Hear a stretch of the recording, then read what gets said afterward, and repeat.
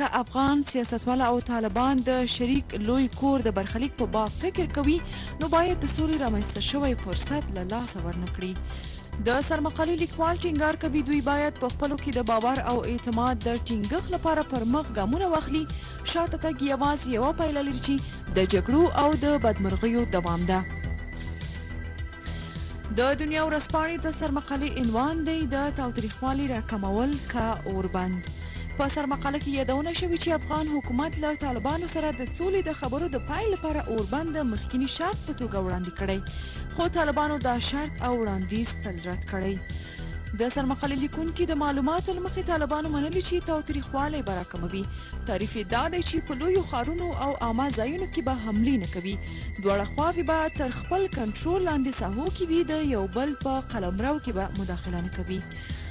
د لیکوال په باور اوربند او د تاوتریخوالي کموالی دواړه په یوې معنا ده، نو باید نومونه یعنی اوربند، تاوتریخوالی، کموالی د سولې د خبرو خنډ ونه ګرځي. د هشت صوب ورځپاڼې په خپل سرمقاله کې ټینګار کړی چې ټول باید د نظام د ساتنې لپاره هلې ځلې وکړي. په سرمقاله کې راغلي اوس چې امریکا او طالبان په خپلو کې هوکړې ته نږدې شوي، له افغان سیاستوالو سره په ملاقاتونو کې د زلمي خلیلزاد ټینګار دا دی چې د سولې لپاره افغان لوری باید ژر پلاوی وټاکي.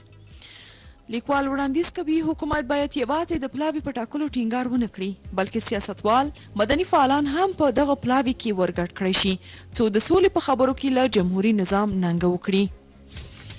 بلخوا د هیواد دولتي ورځپاڼې د سرمقالې عنوان دی د سولې لپاره هم مرکچي پلاوی شته او هم پیاوړې اراده.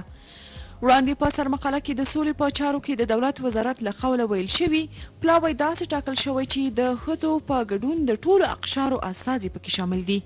په سرمقاله کې راغلي دا پلاوی ځکه تر اوسه نه دی افشا شوی چې طالبانو لا نه ده په ډاګه کړې چې له افغان حکومت سره د سولې مخامخ خبرو ته کینی.